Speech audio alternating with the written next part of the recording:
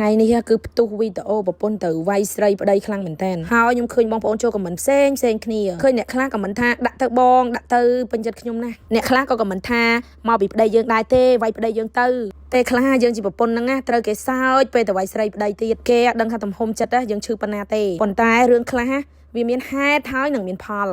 ឥឡូវខ្ញុំចង់និយាយរឿងមនុស្សផុសខ្លះល្បិច100ចំពុកជាងមនុស្សស្រីទៀតពេលដែលគាត់មានស្រី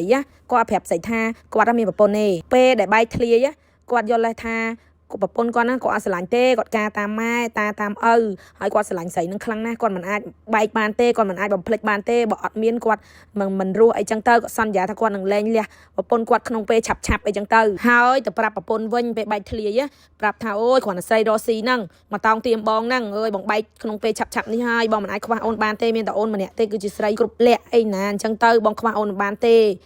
ស្រីខាងក្រៅគ្រាន់តែស្រីរស់ស៊ីអីចឹងទៅហើយមនុស្សស្រីដែលទាំងស្រីទាំងប្រពន្ធនិយាយទៅគ្រាន់តែលឺមនុស្សប្រុសនិយាយពីថាជឿគេចំពោះមនុស្សស្រីខ្លះក៏ដោយបើដឹងតែគេមានប្រពន្ធហើយមិនបាច់ចាំគេលួងលោមច្រើនទេមិនបាច់គេនិយាយអីក៏ដោយដើរចេញទៅព្រោះនោះគឺជារបស់គេមិនបាច់រងចាំអីទាំងអស់ហើយបើយើងដឹងហើយលឺហើយថារបស់គេយើងនៅតែរងចាំពេលគេទៅវាយយើងក៏និយាយថាមកពីខាងប្រុសមកពីប្តីយើងដែរទេតែពួកអំទៅភ្នៅមកធម្មតាទេប្រពន្ធណាក៏ដឹងដែរថាគេមកពីប្តីគេអញ្ចឹងណាប៉ុន្តែគេដាក់ក្បាលយើងសិននិយាយអត់ស្រួលតិចចោះសម្ព័ន្ធប្តីប្រពន្ធណាបងប្អូនមិនថាប្តីមានស្រីខ្លាំងណាស់ធំជាងប្តីមានស្រីទៀតក៏អាចត្រូវគ្នាវិញបានដែរបងប្អូនដឹងអត់ហើយចំណាយយើងគ្រាន់តែស្គាល់គេហ្នឹងយើងដើរចេញទៅពេលខ្លះណាប្រពន្ធលើកលែប្តីលើកលែប្រពន្ធហ្នឹងគឺដើម្បីតែកូនទេគឺនៅដោយសារតែកូនអញ្ចឹងណាចំណែកខ្ញុំវិញបើសិនជារឿងហ្នឹងកើតលើខ្ញុំវិញណាខ្ញុំឲ្យប្តីខ្ញុំទៅហ្មងខ្ញុំមិននៅចងកាមចងពីអីទេពេលខ្លះកូនណាពេលដែលគាត់ឃើញយើងដេកយំមិនសប្បាយចិត្តក៏គាត់អត់មានក្តីសុខដែរអ្នកខ្លះយកលេសរស់នៅដើម្បីកូននៅជុំប្តីជុំប្រពន្ធដើម្បីកូនប៉ុន្តែអត់ដឹងទេថាពេលដែលយើងនៅអត់ត្រូវគ្នាយើងមាន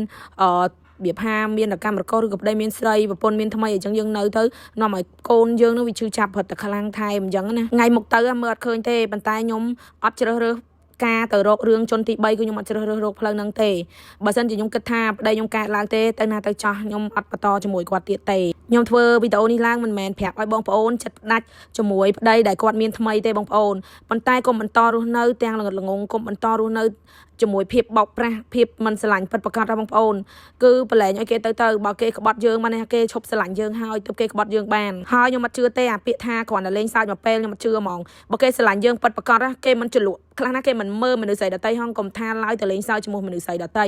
ពេលដែលគេទៅតាក់ទងជាមួយមនុស្សស្រីដតីគឺគេបានមើលងាយយើងខ្លាំងណាស់ទៅហើយគឺគេទៅយោយើងភាពថ្លៃថ្នូរយើងគឺវាអស់ក្នុងពេលហ្នឹងហើយបងប្អូនមិនបាច់គិតថាពីមុនគេស្រឡាញ់យើងខ្លាំងណាស់ឥឡូវគេទៅស្រឡាញ់អ្នកដតីមនុស្សយើងចិត្តអត់ទៀងទាត់ទេបងប្អូនត្រូវចាំថាអាយុជីវិតយើងអាយុជីវិតគេគឺវាខុសគ្នាយើងកើតមកគឺមានធម្មជាតិទេបងប្អូនគឺយើងអត់ដឹងថាយើងរស់នៅដល់អាយុប៉ុន្មាននេះយើងកុំនៅទ្រាំទ្រែងជាមួយភាពឈឺចាប់យើងមិនដឹងថាគេទៅថ្ងៃណាហើយយើងក៏យើងអត់ដឹងទៅថ្ងៃណាព្រោះជីវិតយើងមិនមែនមួយជាមួយគេទេគឺពីរផ្សេងគ្នាអញ្ចឹងពេលដែលគេទៅរកក្តីសុខខ្លួនគេហេតុអីក៏យើងនៅឈឺចាប់យើងក៏ត្រូវទៅរកក្តីសុខខ្លួនយើងដែរប្រឡែងគេទៅពេលខ្លះការប្រឡែងគេនឹងហើយគឺជាការឲ្យក្តីសុខមកខ្លួនឯងហើយខ្ញុំនិយាយនេះមិនមែនខ្ញុំអត់មានបទពិសោធន៍ឈឺចាប់ទេបាទខ្ញុំនិយាយចេញណាបងប្អូនគឺខ្ញុំធ្លាប់មានបទពិសោធន៍ឈឺចាប់ហើយអស់ហើយក្នុងជីវិតមនុស្សយើងម្នាក់